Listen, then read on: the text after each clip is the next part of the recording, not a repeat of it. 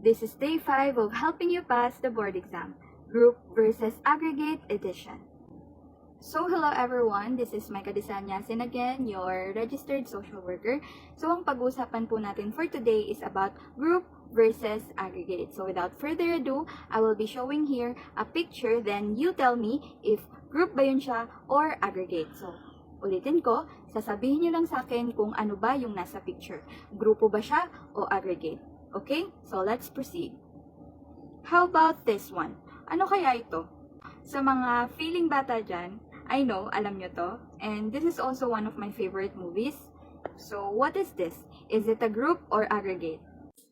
Magbibilang ako ng 1 to 5 and then we will proceed on the next picture, okay? So, 1, 2, 3, 4, 5. Next one. How about this one? Grupo ba siya or aggregate? So, kung nakikita nyo, nakalinya sila, papunta sila sa sinehan. So, ano ba yan? May nakikita ko sa picture na lalaki na nakatingin lang, yung iba nagsi-cellphone, yung iba may katawag, yung iba may dalang aso. So ano yan siya? Mag-next picture ako in 3, 2, 1. How about this one? I think all known naman sila, di ba? This is Jenny, Rose, Jisoo, and also Lisa. So, grupo ba sila or aggregate? 3, 2, 1. How about this one? O, di ba nakikita nyo, nasa crosswalk sila? So, you tell me, grupo ba yan ng mga tao or aggregate lang? 3, 2, 1. Okay? Proceed tayo dito sa picture na to. Nasa train sila and nakasakay sila. Yung iba, nakahawak sa pool, yung iba, nagsi-cellphone, yung iba nag-uusap, yung iba naman is wala, nakatunganga lang. So, you tell me if this is a group or an aggregate. In 3, 2, 1, let's proceed. How about this one? Feel ko sa mga my childhood memories dito, kilala kung sino sila. Sino nga ba sila? Powerpuff Girls? No. Ano sila? Power Rangers. So, you all know, I'm a pink lover, so my favorite is color yellow. Char lang. Color pink. So, ayan. Sabihin niyo sa akin kung ano ba to sila. Group ba sila or aggregate? In 3, 2, 1, let's proceed.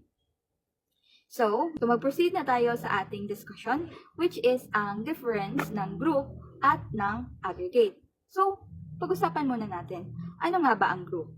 So, ang group is with interaction and relationship. Ulitin natin, ang grupo daw ay may interaction at saka relationship. So, ang grupo ay isang koleksyon ng individuals na may interaction or nag-uusap sila, shared goals, at relasyon sa isa't isa. So, ang example daw nito is mga support group for single parents. Yung support group for single parents, may interaction ba yan sila? Di ba meron? Shared goals. Kumbaga, pare-pareha sila ng gusto. Pare-pareha sila ng gustong ma-achieve. Di ba meron? Relationship. May relationship ba ang support group for single parents? Oo, meron. Kasi nga, kaya sila naging support group for single parents kasi may relationship na silang nabuo within the group itself. So, next tayo, therapy group. Ano ba yung mga therapy group? Di ba yan sila yung mga tao na need ng therapy? So, tanongin natin yung sarili natin. May interaction ba yan sila? Nag-uusap-usap ba yan sila? Of course, nag-uusap-usap sila kasi nagrupo sila. May shared goals ba sila? Meron silang shared goals kasi kaya nga sila nagpapa-therapy para maging okay sila or para magamot yung mga pangangailangan nila, di ba? May relationship ba dyan? Of course, merong relationship kasi grupo na sila. So, last one is how about yung youth organizations? Nung nasa college pa kayo, for sure, may mga youth organizations kayong nasalihan. For example, for me is Ranao Youth Tanggol Kalikasan. Kasali din ako sa ibang grupo like Triad of Influence na we are helping the solo parents or we are empowering the women's. So, yun yung mga sample ng youth organizations. Sa youth organizations, may interaction ba yan sila? Nag-usap-usap ba yan sila? Of course, nag-usap-usap sila, nagbi-meeting sila, may mga certain projects sila and also activities na binibigay sa certain person or sa certain group na target nila. May shared goals ba sila? Yes, of course, meron silang shared goals kasi yung goals nila or yung motivation nila kung bakit nila ginagawa yon is to help in the community, di ba? So, may relationship ba ang youth organizations? Of course, may relationship sila. Kasi hindi naman sila magbubuo kung hindi sila nag-uusap-usap at kung wala silang relationship sa isa't isa. So, ayan. I think very understandable naman ang group, di ba? So, balikan natin yung mga nasa picture, which is etong Power Ranger. Di ba, nag-usap-usap naman sila. May shared goal sila para patayin yung mga monsters. May relationship sila kasi nga magkakaibigan sila. And even though iba't ibang tao sila, isa pa rin yung goal nila at saka iisa pa rin yung hangarin nila. Pag sinabi natin goal, yun yung hangarin nila. Yun yung gusto nilang makamit. Okay? So next tayo dito sa kila Jennie. Blackpink in your area. Oh, this four is one of my idols talaga nung bata pa ako. Pero as of now, wala na akong mga idol. Ayan. So, di ba, ang goal nila for us is para ma-entertain tayo. May interaction ba sila? Of course, kasi grupo sila. And pare-parehas sila ng ginagawa. Pare-parehas sila ng mga concept. Although, naghihiwa-hiwalay na yan sila, pero grupo pa rin sila, di ba? And yes, they have a relationship. So, how about yung sinabi ko na etong Minions? Di ba super cute nila? And isa lang naman yung gusto nila, yung i-annoy si Gru, at saka makatulong din sila dun sa family ng mga bata. So, yun lang naman ang explanation natin for the group. So, mag-proceed na tayo sa aggregate. So, ano nga ba ang tinatawag nating aggregate? So, ang aggregate daw is a collection of people without interaction. So, kasalungat siya ng grupo. So, ang aggregate ay collection ng individuals na may common characteristics pero walang interaction na nangyayari. Pag sinabi natin common characteristics is pagkakaparehasan. Meron daw silang pagkakaparehasan pero wala silang interaction or connection na nangyayari kapag magkakasama sila sa isang lugar. For example, all teenage mothers in the barangay. So wala naman ditong sinabi na nagmi-meeting yung mga teenage mothers. Ang sinabi lang dito is lahat daw ng mga maagang nabuntis na mother sa isang barangay. 'Di ba? Even though common characteristics sila, lahat sila teenage mother, wala naman silang interaction na nabanggit. So, example din dito na isa is all students in a school na hindi nag-i-interact. So, for example, yung grade 1 hanggang grade 6. So, hindi naman natin masasabi na lahat yan sila nakikipag-usap sa isa't isa, di ba? Even though students sila, yun yung common characteristics nila, pero wala silang interaction every day. Pwede na yung per section is, yes, nag-uusap-usap sila.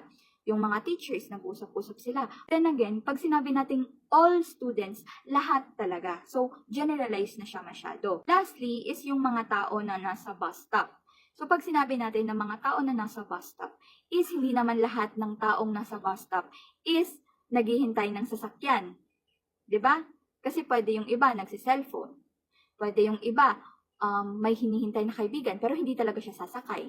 Pwede naman yung iba, wala lang, nagpipicture lang siya sa bus stop.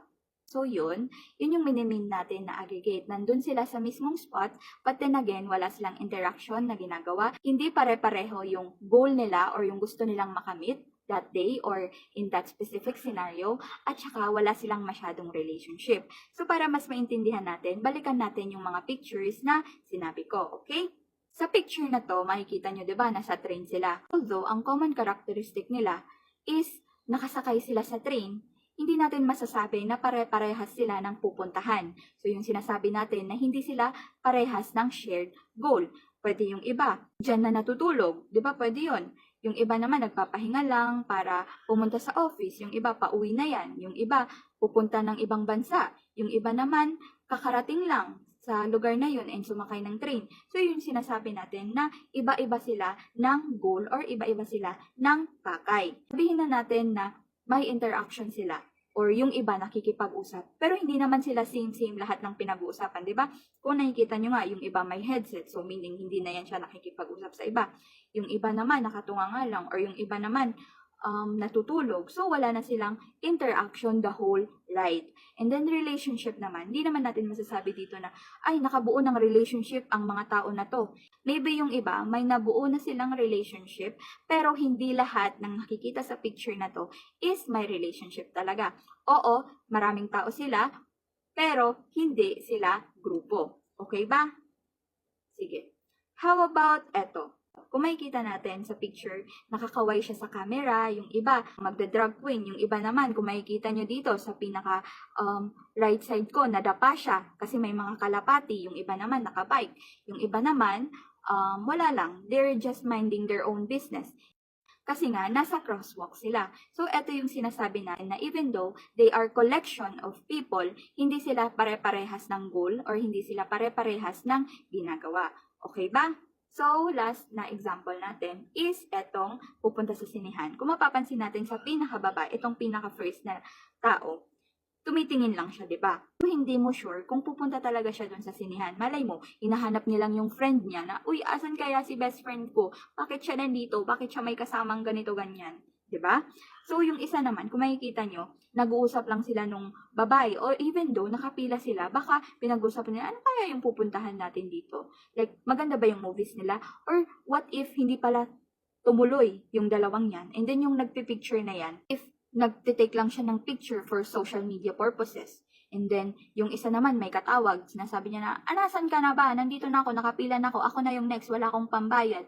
'Di ba? Kung makikita nyo yung naka-stripe, yun yung dinamin ko na wala silang same na pakay. Even though nakapila nga sila, even though papunta sila sa sinihan, iba-iba yung mga goal nila or iba-iba yung pakay nila dyan sa pupuntahan nila. Gets ba? Ayan, I really hope na naintindihan nyo yung meaning ng aggregate. So, mag-proceed na tayo sa application in social work practice. So, at least, na-distinguish na natin yung kaibahan nila. So, kapag group daw yung ginamit natin na intervention or group daw yung na-identify natin is use group work method like facilitate discussions, sharing, and do activities. Yun yung kapag grupo. So, kapag na-identify naman natin yung mga tao as aggregate, syempre sa community na yan sila. So, iba-iba na yan sila. Wala na yan silang shared goals, wala na yan silang masyadong interaction, and also, mas wala na silang nabuong relationship. So, ang dapat daw natin gamitin is community or program-based approach, like focusing on the category as a whole, not by a group. Kasi in the very beginning, hindi naman talaga grupo ang aggregate. Mga tao lang sila sa isang community na nandoon para ma-fulfill yung category nila as a whole. Okay ba? So, ayan, I think let's proceed na on the conclusion. So, the conclusion is, group is about connection. Highlight natin yung connection. And aggregate naman is about classification. Know the difference para tama ang intervention na magawa mo. Okay ba?